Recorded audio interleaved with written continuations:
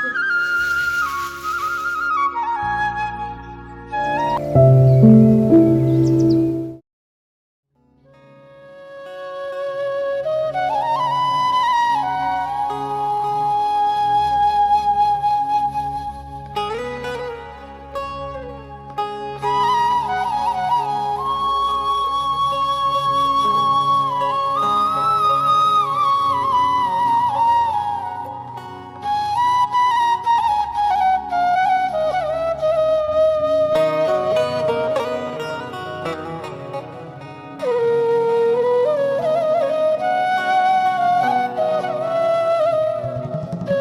শুক্রবার আর আমাদের এখানে হলো গিয়ে বাজারবার, মানে আমাদের তেলিয়া মোড়াতে শুক্রবার আর সোমবার হলো কিন্তু বাজারবার। তবে শুক্রবার দিনকে অনেক রকমের সবজিপাতি পাওয়া যায়, বিশেষ করে আদিবাসীরা মানে ট্রাইবেলরা যে অনেক রকমের সবজিপাতি নিয়ে কিন্তু উঠে, বিশেষ করে বাঁশকুড়ুল, তিতির ডুগা এগুলো নিয়ে কিন্তু এই মানে আদিবাসীরা কিন্তু বাজারবার দিন হলে বসে। সোমবারেও পাওয়া যায়, শুক্রবারেও পাওয়া যায়। আর অন্য দিন হলে গিয়ে আবার মানে বাঙালিদের কাছ থেকে যদি আনো না, তাহলে কিন্তু তুমি ওই বাঁশকুড়ুল বলো, তারপর তিতির ডুগাটা মাঝে মধ্যে পাওয়া যায়। এরকম অনেক সবজি যেরকম থোর এগুলো সবসময় না পাওয়া যায় না। এখন বাজে 8:31। তো ওইদিকে আমি ভাত বসিয়ে দিলাম, এখন যাবো ওই ঘরে গিয়ে আগে ঘরটা গুছিয়ে নেব। আর তোমাদের দাদাভাই চাটা খেয়ে বেরিয়ে গেল বাজার করতে। আজকে তো শুক্রবার, আমাদের এখানে বাজারবার। তো কালকে সবজি বাজার কথা, মানে সবজি বাজার করার কথা ছিল, তো যেহেতু বাজারবার না তাই জন্য আমি না করলাম। মানে বাজারবার দিনকে হলে, শুক্রবার দিনকে হলে কী হয় বলো তো, অনেক মানে আদিবাসীরা তো উঠে, অনেক কিছু পাওয়া যায় কিন্তু এদের কাছে। আর এমনিতে অন্য দিন হলে না অত কিছু কিন্তু পাওয়া যায় না। তো যেরকম বাঁশকুড়ুল, এখন তো বাঁশকুড়ুলের সিজন, তো আমাদের এখানে নাকি উঠে গেছে বাবু বলছিল, তো নিশ্চয়ই আমাদের এখানেও উঠবে। দামটা আমাদের এখানে একটু বেশি এখানে, তো তাই জন্য এটা পাওয়া যাবে। তারপর যে তিতির যে শাক হয়, তিতির ডুকাগুলো, ওইগুলো আরও অনেক কিছু কিন্তু ওদের কাছে পাওয়া যায়। তাই জন্য শুক্রবারের বাজারটা আমার যেন বেশ ভালো লাগে। আর সবজিটা বললাম কম করে যেন নিয়ে আসে। এই পরশু দিন আমি 4-5টা পটল মানে ফেলে দিলাম, কারণ ফ্রিজের মধ্যে রাখলে কী হবে, ওগুলো নষ্ট হয়ে যাচ্ছে, ঝিঙা পচে যাচ্ছে। তো তাই জন্য বললাম সবজিটা যেন কম করে নিয়ে আসে। আর আমি এদিকে এখন তো রান্নাবান্না কোনো কিছু করতে পারবো না, কারণ সবজিপাতি যেহেতু নেই। তো তাই জন্য ভাতটা বসিয়ে দিয়েছি। এবারে গিয়ে আগে বেডরুমটা গুছিয়ে নেবো। বিছানা টিছানা তোলা হয়নি, বিছানা টিছানা তুলবো। ওই ঘরটা গুছিয়ে নিলে না আমার রান্নাঘরে রান্নাবান্না করতে গেলে একটু দেরি হলো, কোনো অসুবিধা নেই। তার উপর কালকে যে সেলাইয়ের কাজে গিয়েছিলাম, দিদি আবার কাজ দিয়েছে, তো ওই কাজটা আবার আমাকে বাড়ি থেকে করে নিয়ে যেতে লাগবে। অর্ধেকটা মানে বেশিরভাগটা এখান থেকে করে আনলাম, আর কিছুটা রয়েছে, এটা এখন রান্নাবান্না শেষ করে এটা নিয়ে আবার বসতে হবে। সকালবেলায় উঠে একদম দেখো চুল উপর করে বেঁধে নিয়েছে। আমার মাথায় এত পরিমাণে তেল দিয়েছিলাম, শ্যাম্পু কিন্তু করিনি, কিন্তু এই তেল যে কোথায় গেল তাহলে বুঝো। এখন আর মাথায় যেন তেল তেল লাগছে না। দুদিন তো এত পরিমাণে তেল দিয়েছি চুপচুপে করে, এত পরিমাণে গরম লাগছিল। এখন কি আবার তেলটা যেহেতু কমে গেছে তাই জন্য আর কিন্তু ইয়েটা লাগছে না। এখন তো দেখছি মোবাইলে দেখছি তাই যে 2-3 দিন নাকি গরমটা আরও বেশি দেবে, রোদটাও নাকি আরও বেশি দেবে। আমি ভাবছি যে থাকতেই পারছি না এই গরমে, আর মানে ইয়েতে আর আরও যদি বেশি দেয় তাহলে কিভাবে থাকবো। এতটা পরিমাণে কষ্ট হয় গরমের জন্য। রাত্রিবেলা যে 2-2টা পাখা চালিয়ে শুতে লাগে, স্ট্যান্ড মানে পাখাও চালাই, আবার এমনিতে একটা পাখা তো চালাই, তারপরও যেন মানে প্রচণ্ড পরিমাণে গরম লাগে। আরও বেশি দিলে কিভাবে ইয়ে করবো। তো চলো 12টার দিকে হোক, আমি এই ফাঁকে এখন ঘরটা গুছিয়ে চলে আসি, সময় নষ্ট করলে চলবে না।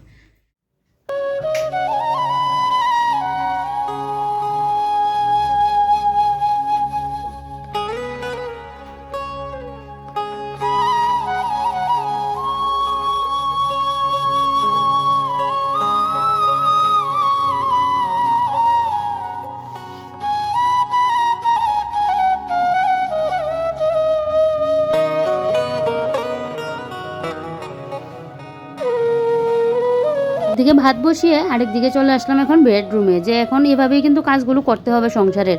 কারণ এখন মোবাইলে দেখছি, পরপর নিউজগুলো দেখছি যে এখন নাকি কয়েকদিন এত পরিমাণে রৌদ্র উঠবে, সাথে তো গরমের পরিমাণও বেড়ে যাবে, স্কুল কলেজও নাকি বন্ধ দিয়ে দেবে।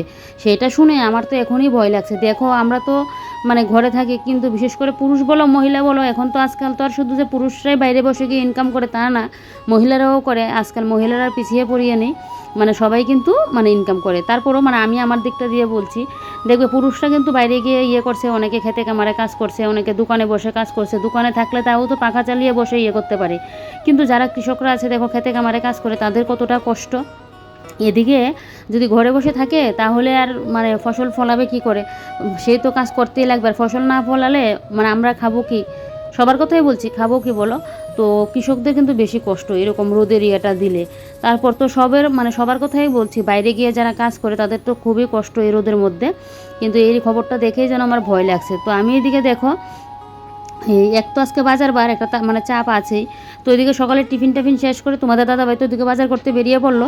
তা আমি ভাবলাম আমি ভাতটা বসিয়ে একদিকে ঘরটা গুছিয়ে নিই, তাহলে আমার একটা দিক তো অন্তত মানে কাজটা মিটে থাকুক। তাহলে রান্না বান্না করবো, বাজার আনলে বাজার গুছাতে হবে, অনেকটা কাজ। কিন্তু একটা সংসারে তো আর মানে হাতে গোনার 1-2টা কাজ থাকে না, অনেক অনেক কাজ থাকে। তার উপর যারা আবার আমরা ব্লগ ভিডিও বানাই তাদের তো আরও অনেক কাজ, যেটা মানে যারা আমরা করি তারাই একমাত্র বলতে পারবো যে এটার পিছনে কতটুকু খাটতে হয়। আর যারা না করে তুমি তাদেরকে বলেও বোঝাতে পারবে না যে এটার পিছনে যে কতটুকু খাটতে হয়। তো এদিকে দেখো, আগে আমি বিছানার ওই যে স্ট্যান্ডগুলো খাটের আগে মুছে নিয়েছি। মুছে নিয়ে এবারে বিছানাটাকে কিন্তু গুছিয়ে নিচ্ছি। তো কম্বলটা তো আগে তুলে নিয়েছি কতদিন আগে গরমের জন্য। তো সেদিন কাঁথাটা বের করেছিলাম, কাঁথাটা না একটা সাইড দিয়ে একটু ফুটো হয়েছিল, মানে একটু চিড়ে গিয়েছিল। তো ওইটা না তোমাদের দাদাভাই সেদিন কী করলো, ওই কাঁথা রাত্রিবেলা মেলতে পারছে না, আর ও যে এমনিতে টান দিল না জুড়ে, এবার রাগের মাথায় একদম কাঁথা পুরো ছিঁড়িয়ে গেছে। তো সেই ইয়েতে কাঁথাটা এখন তুলে নিয়েছি। ওই তোমাদের দাদাভাই বলছে তার জন্য পাতলা একটা বেড কভার নামিয়ে দেওয়ার জন্য। তো তাই জন্য পাতলা একটা বেড কভার নামিয়ে নিয়েছি। আর এখন তো গরমকাল, হালকা পাতলা হলেই কিন্তু হয়ে যায়। সেদিকে দেখো, এবারে বিছানা আমার গুছানো হয়ে গেছে টান করে। এবারে বিছানাটাকে একটু ঝাড় দিয়ে নিলাম। নিয়ে এদিকে কালকে তোমাদের দাদাভাইকে বলেছিলাম ওই রিমুভার, তারপর তোমার নারকেল তেল, আর আমার একটা সিলভার কালারের নেল পলিশ। আমার যতক্ষণ মানে নখ বড় থাকবে ততক্ষণ দেখবো আমি নেল পলিশ চেঞ্জ করে কিন্তু পরতেই থাকি, 2-3 দিন পর নেল পলিশ দেখবো আমার হাতে চেঞ্জ থাকে। আর যখন আবার নখ ছোটো হয়ে যাবে না, মানে নখ ভেঙে যাবে, একদম নখ ছোটো থাকবে, তখন দেখবে তোমাদের দাদাভাই আমাকে নেল পলিশ এনে দেয়। তখন আমি পরি না, ঘরে আমার নেল পলিশ এরকম শুকিয়ে যায়, পরি না। আমার ছোটো নখে নেল পলিশ পরতে ভালো লাগে না, ওই বড় নখ হলে বেশ ভালো লাগে। তো বড় নখ তো আর বিয়ের পরে সবসময় রাখা সম্ভব না, বিয়ের আগে রাখতাম, কিন্তু বিয়ের পরে তো সংসারের চারটিখানি মানে অনেক কাজ থাকে, সেই কাজ করতে গিয়ে নখ যায় ভেঙে। তারপর মনটা তো একদম কষ্টে, যা বলবো। নখ যখন বড় করবে তখন যখন হঠাৎ করে 1-2টা ভেঙে যায় না, তখন দেখবে মনটা কীরকম খারাপ লাগে। কিন্তু কিছুই করার নেই, এখন নখ বড় করে বসে থাকলে তো আর আমার হবে না, সংসারের কাজগুলো কে করবে? তো সংসারের কাজও করতে লাগবে, নিজের শখও পূরণ করতে লাগবে। তো মাঝে মধ্যে কী করি, তাই জন্য নখগুলো একটু বড় করি। তো তোমাদের দাদাভাই তাই নেল পলিশটা নিয়ে আসলো। আর মাথায় তো আমার তেল ছাড়া চলেই না, ঘুমিয়ে আসে না, তাই জন্য একটা তেল নিয়ে আসলাম। তেলের কথা বলে দিয়েছিলাম। তো ওইদিকে দেখো, এবারে টিভিটা মুছে নিলাম। টিভিটা মুছে এবারে টিভিটা দিয়ে দিলাম ঢাকা। আর এই জায়গাটাও মুছে নিয়েছি। আমি কবে ডক্টর দেখিয়েছিলাম তখন কিন্তু ডক্টর ইয়েটা দিয়েছিল, মানে ওষুধ তো দিয়েছিল, ট্যাবলেট, ওগুলো তো খেয়েছিলাম। তারপর সাথে কিন্তু এই ফাইলটাও দিয়েছিল। এখন পর্যন্ত আমি ফাইলটা খাইনি, তো এটাও সাথে খেতে লাগবে। তবে এটা কিন্তু আমার ওই যে সমস্যাটা হচ্ছিলো এটার জন্য না, এটা অন্য কিছুর জন্য তোমাদের দাদাভাই বলেছিল, তখন দিয়েছিল। কিন্তু ওই যে আরেকটা সমস্যা ছিল, ওই সমস্যাটার জন্য কিন্তু ওষুধগুলো খেয়েছিলাম। একদম পুরো কমপ্লিট হয়েছে 1 মাস, ওষুধ খাওয়া শেষ হলো। তো এদিকে দেখো, এবারে 2টা মুড়া নিয়ে এবারে উপরে উঠে ওই সরস্বতী ঠাকুর মুছে নিয়েছি। আর সুগজের উপরে 4টা মুছে নিলাম। এগুলো তো আমি আর হাত দিয়ে নাগাল পাই না, তো তাই জন্য ওই মুড়ার উপরে উঠে আমার এগুলোকে মুছতে লাগে। তো মুছে দিলাম। আর এদিকে এবারে সুগজটাকে মুছে দিয়ে তারপর এদিকে দেখো, এই মানি প্ল্যান্টটা তো বাইরে ছিল, বাইরের মধ্যে যে কোনো গাছ থাকলেই দেখবে আলো বাতাস ঠিকঠাক যে পায়, তার জন্য গাছগুলোও খুব সুন্দর হয়। তো যেটা ঘরে ছিল এটাকে বাইরে দিয়ে আসলাম, আর বাইরেরটাকে এখন আবার ঘরে এনে রাখলাম, না হলে যেন খালি হয়ে আছে। তাই সেদিন আবার পা দিয়ে তো বললাম আমার মানে ওই যে কানের ঢুকে গিয়েছিলো, কানের পিছনের যে পিনটা ওইটা, তো সেই জন্য তোমাদের দাদাভাই আবার আমাকে হোমিওপ্যাথিক ওষুধ এনে দিয়েছিল। ওইটা আমি খাওয়ার কথা ভুলেই যাই। তোমাদের দাদাভাই তো আমাকে যা বকাঝকা করে, কেন আমার মনে থাকে না।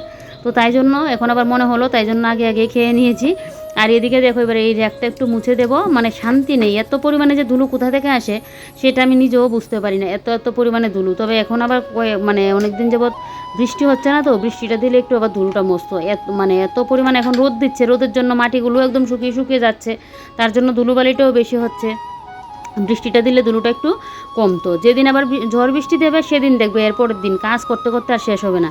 কারণ ঝড়ের সাথেই তো মানে সেই ধুলো এসে তুমি যতই দরজা লাগিয়ে রাখো তারপরেও ঘরে এসে কিন্তু গুঁড়ো গাড়ি এসে পড়েই। তো এদিকে দেখো, এই র্যাকটা মুছে নিয়েছি। র্যাকটা মুছে র্যাকের উপরে যা জিনিসপত্র ছিল এগুলো রাখলাম। আর আমাদের যে গুরুদেবের ছবিটা, এটা কিন্তু এখন র্যাকের উপরে রেখেছি। তারপর এদিকে সামনের দরজাটা এখন মুছে দিচ্ছি। ওই সাইডের দরজাটা আমার মানে সেদিন মুছেছিলাম, তাই আর আজকে মুছবো না। আর এদিকে এবারে এই যে সামনের দরজাটা একটু মুছে দিচ্ছি। ঘরের সামনেই ঢুকতে গেলে দরজাটা এটা যদি একটু পরিষ্কার পরিচ্ছন্ন না থাকে তাহলে কীরকম লাগে বলো, তো তাই জন্য কিন্তু দরজাটা একটু মুছে দিয়েছি, মানে মুছে দিচ্ছি। তো এদিকে আমার এই কাজগুলো করতে করতে দেখবে তোমাদের দাদাভাইও চলে আসবে। আর সবজি বাজার করতে গেলে একটু সময়ও লাগে। ওই মাছ টাছ নিয়ে আসলে দেখবে ফটফট মানে নিয়ে আসতে পারে, মাছ মাংসটা নিয়ে আসলে, কিন্তু সবজি বাজারটা মানে করতে গেলে তো মিলিয়ে গুছিয়ে আনতে লাগে। আর তোমাদের দাদাভাই সবজি বাজার যখনই করবে না ও মিলিয়ে গুছিয়েই করে। আমি আমার বিয়ের পর যখন দেখতাম তোমাদের দাদাভাই বাজার করতো, তখন দেখতাম খুব সুন্দর গুছিয়ে গাছিয়ে বাজার করতো। ওই যে একটার লোক একটা মিলবে না, এমনিতেই যা মন চায় তাই তরকারি পাতি নিয়ে আসলো এরকম কিন্তু করে না, একদম মিলিয়ে গুছিয়ে বাজারগুলো নিয়ে আসে। এগুলো হলে ভালো হয়, দেখবে রান্না করতে গেলেও সুবিধা, এক একদিন এক একটা রান্না করা যায়। একদম খুব সুন্দর করে তোমাদের দাদাভাই কিন্তু বাজারটা নিয়ে আসে। আর মাঝে মধ্যে লাগলে তো এটা ওটা আমি বলেই দিই কী আনার জন্য বা কোনটা কোনটা আনবে না এরকম বলে দিই। তো এদিকে দেখো এবার দরজাটা মুছে নিয়েছি, এবার এখন আমি ঘরটা ঝাড়ু দিয়ে নিচ্ছি। তো ঘর ঝাড়ু দেওয়া হয়ে গেছে, এবারে বারান্দাটা আর এই সামনের জায়গাটা ঝাড়ু দেবো, তারপর চলে যাব কিন্তু আমি রান্না করে। সকাল থেকে উঠে যেন কাজের শেষ নেই, যতক্ষণ কাজে মানে না হাত দেই ততক্ষণের জন্য গরমটা একটু কম লাগে। আর কাজে যখনই হাত দিই তখনই দেখবে কী পরিমাণে যে গরম গরম গরম, বাপরে বাপ এত গরম যে কোথা থেকে আসে, কীভাবে যে গরম কাটাবো সেটাই এখন আমি ভাবছি। আচ্ছা তোমাদের এখানেও কি একই অবস্থা? গরমের পরিমাণ কি আমাদের এখানের মতোই, যে এত পরিমাণে গরম আমাদের এখানে? তো মনে হচ্ছে সব দিকে একই অবস্থা হবে। আর এদিকে দেখো এই যে বারান্দা এবারে ঝাড় দিয়ে নিচ্ছি। আজকে আর ঘরটা মুছবো না, আর যদিও মুছি দেখি স্নানের আগে যদি মুছতে পারি তো মুছবো, না হলে বিকেলের দিকে গিয়ে মুছবো। সারাটা দিন যে আমার কীভাবে সময়টা কেটে যায় সকাল থেকে দেখো, আমি কিন্তু যে শুয়ে বসে সময় কাটাই এরকম কিন্তু না। আর এখন তো যেহেতু গরমটাও বেশি পড়ে গেছে, আর তাড়াতাড়ি রান্নাবান্না শেষ করার জন্য মানে রান্নাবান্না শেষ করে পুজো টুজো দেওয়ার জন্য আমি তাড়াতাড়ি কিন্তু এখন সকাল সকাল উঠে যাই। তারপর আমার পুজো দিতে দিতে এখন 12টার মধ্যে, আমি 12টা সাড়ে 12টার মধ্যে কমপ্লিট করিনি। আগে তো 1টা বেজে যেত, এখন 12টা সাড়ে 12টা, কোনো দিন 11:30 এরকম হয়, কোনো দিন আবার 11টাও হয়ে যায়। তো মানে ঠিক থাকে না। তো তারপর কী হয় বলো তো, রেস্ট করি। তোমাদের দাদাভাই 3টা সাড়ে 3টার সময় আসে, তারপর খাওয়া দাওয়া করি, বাসন কুসন মাজা, বিকেলের ঘর দৌড় ঝাড় দেওয়া, বিছানাপত্র গুছানো, মোবাইলে ভিডিও এডিটিংয়ের কাজ, তারপর তো সন্ধ্যা প্রার্থনা পুজো এগুলো দিয়ে যায় সেলাইয়ের কাজে। ওইখান থেকে আসি, তারপর ভিডিও আপলোডের কাজ করতে যাই ছাদে, তারপর ওইখান থেকে আসে রান্নাবান্না, মানে এই করতে করতেই না আমার সময়টা কেটে যায়। কীভাবে যে আমার দিনটা পার হয়ে যায়, আজকে অনেকটা দিন হয়ে গেল আমি যে কোথাও যাচ্ছি না, জানো তো। এক হলো গিয়ে মনেরও একটা শান্তি নেই, কোথাও যে যাবো মানে মনটাও ভালো না। আরেক হলো গিয়ে আমি একটা ফুটাও সময়ই পাই না আমি যে কোথাও যাবো, জানো তো। তাই তো এদিকে দেখো এবারে ঘরের যে গাছগুলো, এগুলো তো আলু বাতাস না পেলে আবার আবার সেই আগের যে একটা ঘরের গাছ ছিল পাতাগুলো ছোটো ছোটো হয়েছিল এরকম হয়ে থাকবে, তাই জন্য গাছটাকে এই জানলার মধ্যে কিন্তু আমি ঝুলিয়ে দিয়েছি। আর যেহেতু জগের মধ্যে লাগানো, তাই জন্য বেশ সুবিধা করে কিন্তু জানলাটার মধ্যে ঝুলিয়ে দেওয়া যায়, তাতে আলু বাতাসটাও পাই। আর এদিকে দেখো সকাল সকাল এরকম ঘর দূর গুছানো গাছানো থাকতে কীরকম ভালো লাগে না, একদম যেন একটা লক্ষ্মীশ্রী লক্ষ্মীশ্রী ভাব ঘরের মধ্যে কাজ করে। চলে আসলাম রান্নাঘরে। আর এদিকে তো ভাতটা বসিয়ে গিয়েছিলাম, ভাত তো হয়ে গেছে কখনই, 2 সিটি 3 সিটি দিলে আমি ভাত নামিয়ে নিই। তো ওইদিকে ভাতটাকে এখন জায়গা মতো রাখবো, ভাত হয়ে গেছে, বড় কাজ শেষ। এবারে আমি এদিকে ভাত নামাতে নামাতে তোমাদের দাদাভাইও চলে আসলো বাজার নিয়ে। আর এদিকে দেখি ব্যাগ ভর্তি কী বাজার নিয়ে চলে আসলো।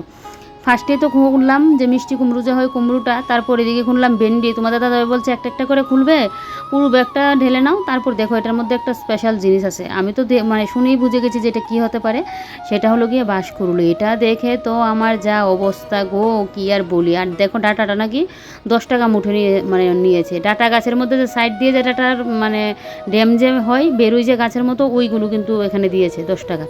আর এইটা তো পেয়ে আমি হাতে পেয়ে কী যে খুশি হয়েছি, সিজনের প্রথম আমার ঘরে কিন্তু আসলো।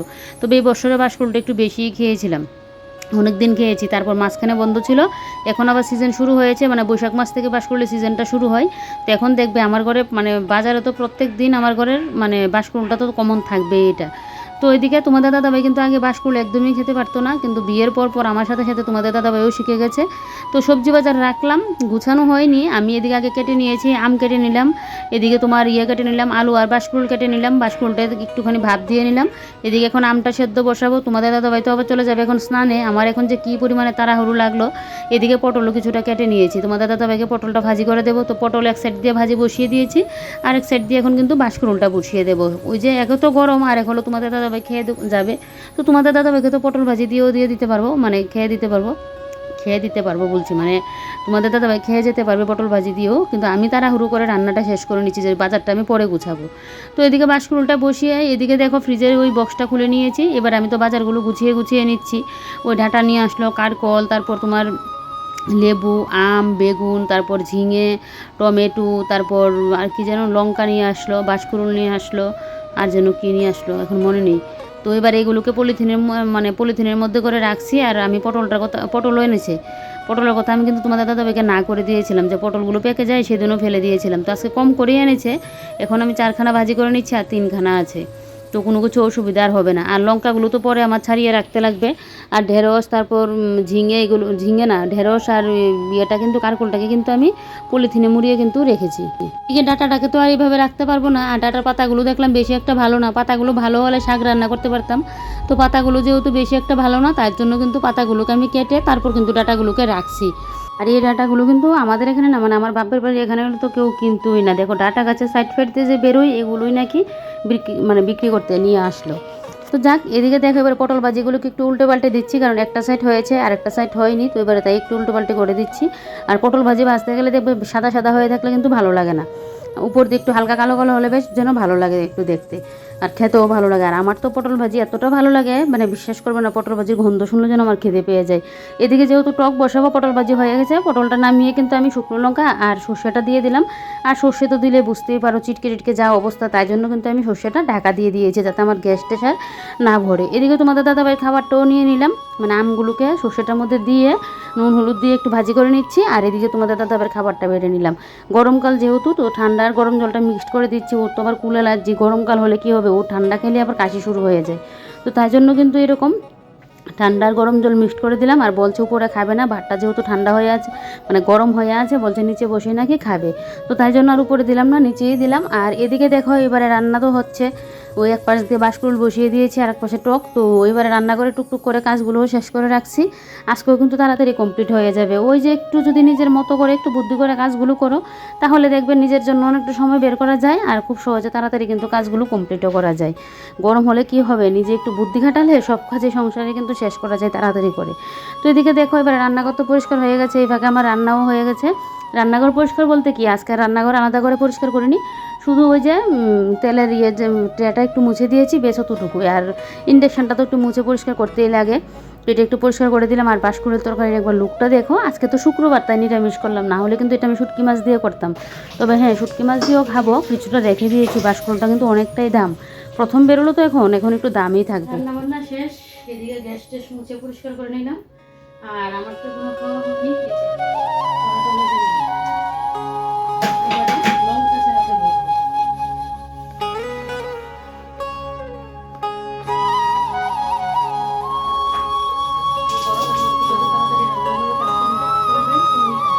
মাতা দাদাভাই কবে ধরে বলছে তিলের বড়া খেতে। তো তিল তো অনেক দিন আগে এনেছিল, তো একদিন করে দিয়েছিলাম, কিন্তু তিলগুলোর মধ্যে এত পরিমাণে বালু ছিল, আর তো একটা তিলের বড়া খেতে পারিনি, ফেলে দিতে হয়েছে। তো বলছিল তিলগুলোকে জন্য ধুয়ে রোদে দিই, তাহলে তো তিলের বড়াটা খেতে পারবো। তো তিল বের করতে গিয়ে দেখি কতগুলো ধনে। তো আমি না কতদিন আগে একবার একটা ভাজা মশলা বানিয়েছি, আর তো বানালে জানোই আমি একদম পুরো অনেক দিনের জন্য বানিয়ে রেখে দিই, অনেক মাসের জন্য। তো সেই তখন আমি তোমাদের দাদাভাইকে দিয়ে গোটা ধনে এনেছিলাম, আর ঘরে যে ধনে আছে এটার কথা আমার মনেই নেই। তো তাই জন্য ধনেটাও একটু চেলে এখন রোদে দিয়ে দেবো। আর এদিকে দেখো তিলটাকে এবার একটু চেলে নিচ্ছি, যাতে বালি টালি থাকলে নিচে পড়ে যায়। তো এবার এরকমভাবে চেলে নিয়ে তারপর কিন্তু আমি আবারও একটা চালনির মধ্যে নিয়ে কিন্তু ধুয়ে তারপর এটাকে আমি ইয়ে করতে পারবো। মানে তিলের মধ্যেও যে ভালো থাকে এটা শুনলেও কীরকম লাগে বলো। আর তিল তো চুড়তে হয়, তো তাই জন্য তোমাদের দাদাভাই কিন্তু তিল মানে একদম মানে পরিষ্কার করেই বিক্রি করা হয়, এটার দামটা একটু বেশি নেই। তাই তোমাদের দাদাভাই কিন্তু এরকমই নিয়ে আসলো, কারণ বাড়িতে আনলে তিল কীভাবে চুড়বে, আর আমি কোনোদিন মানে জানিও না তিল কীভাবে চুড়তে হয় বা কি, আমি পারবোও না। তো তার জন্য তোমাদের দাদাভাই কিন্তু এরকমই নিয়ে আসলো। তো যাক, এদিকে যে নিচে পড়লো এটাকে আর একটাখানি একটুখানি ঝাড় দিয়ে নেবো, আর যে বাদ বাকিগুলো পরে থাকবে এগুলো কিন্তু ফেলে দেবো। অনেকটা বালি ছিল জানো তো। আর যে কোনো জিনিসই দেখবে, শাক বলো, তারপর তুমি বলো, যে কোনো ভাজি বড়াই খেতে যাও বা ঝিটাই খেতে যাও, বালি যদি একবার কসকস করে সেটা দেখবে আর কিন্তু খাওয়া যায় না। তো এদিকে দেখো এবারে তিলটাকে ভালো করে একদম ধুয়ে নিচ্ছি। ধুয়ে নিয়ে এবারে কিন্তু তিলটাকে আমি এখন রোদে দিয়ে দেবো, সাথে ওই যে ধনেটা করেছিলাম চেলেছিলাম, ধনেটাও কিন্তু আমি রোদে দিয়ে দেবো। এই যে দেখো যা পরিমাণে রোদ দিয়েছে, এই রোদকে হাতছাড়া করলে চলবে না। এই রোদে তো আমরা বাঁচতে পারছি না, কিন্তু কোনো কিছু শুকাতে দিলে কিন্তু বেশ শুকিয়ে যাচ্ছে। আর বিটুর বয়স দিতে গিয়ে মনে হলো আমার ঘরে গত বছর আমের আচার বানিয়েছিলাম, মাঝখানে একবার দিয়েছিলাম, সর্ষের তেল দিয়েছিলাম, দেখলে তোমরা ভিডিওতে একবার দেখিয়েছিলাম। তো ওইটাকে আবার 2 দিন যাবত রোদে দেবো, কারণ এরকম রোদ দিয়েছে তো এটার মধ্যে একটু আচার টাচার রোদে দিতে পারলেও কিন্তু বেশ ভালো হয়। তো এদিকে দেখো এবারে লঙ্কাগুলো ছাড়াতে বসে গেলাম। আমি কিন্তু খাওয়া দাওয়া করে নিয়েছি, ওই তিলগুলো রোদে দিয়েই আমি আমার খাওয়া দাওয়া কমপ্লিট করলাম। করে এবারে কিন্তু লঙ্কাগুলো বসলাম ডেটোগুলো ফেলতে। তো অনেকগুলো লঙ্কা নিয়ে আসলাম, আমার অনেক দিন হয়ে যাবে। আর এদিকে আমার আবার গাছেরও কিছুটা লঙ্কা আছে, তো সবগুলো লঙ্কাই এখন ছাড়িয়ে এনেছি। একটু সময় লাগিয়ে কাজগুলো করে রাখলে দেখবো ভালো, জিনিসটাও ভালো থাকে আর রান্না করতে গেলেও সুবিধা হয়। তো যাক, অনেকগুলো লঙ্কাই হয়েছে, বক্সের মুখটা আর লাগবে না এখন। তো যাক, 2-3 দিন খেলে আবার ঠিকঠাক হয়ে যাবে। তারপর আর কি, এদিকে রান্নাঘরটার ঝাড় দিলাম, রান্নাঘরের কাজ তো আগেই করে নিয়েছি। এবারে বসলাম সেলাইয়ের কাজ নিয়ে। দিদি তো কালকে সেলাইয়ের কাজ দিয়ে দিয়েছে, তো এটা এখন আমাকে আজকে আবার বাড়ি থেকে করে নিতে লাগবে। তো এখন যদি না বসি, বসার আর সময় হবে না, তাই জন্য কিন্তু এখন আমি সেলাই নিয়ে বসে পড়লাম। বেশি একটা বেলাও হয়নি, তো ভাবলাম এটা সেলাই করে নিয়ে তারপর স্নান করে এসে পুজোটা দেবো। তো যাই হোক, চলো আমি এখন ব্লাউজটা সেলাই করে নিই আর আজকের ব্লগটা এখানেই শেষ করি। তোমরা সবাই ভালো থেকো, সুস্থ থেকো, সাবধানে থেকো।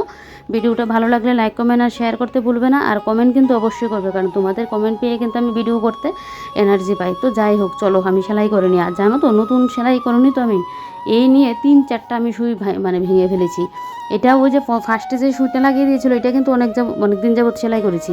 সেদিন সুই ভেঙে যাওয়াতে ওই আমার ভুলের কারণে আমি তো বুঝছি না, এখন আজকে আবার লাগিয়ে দিয়েছি, ঠিকঠাক হয়েছে। 3-4টা সুই আমি ভেঙে নিয়েছি। আচ্ছা, নতুন কাজে হাত দিলে এরকমই হয়, ফার্স্ট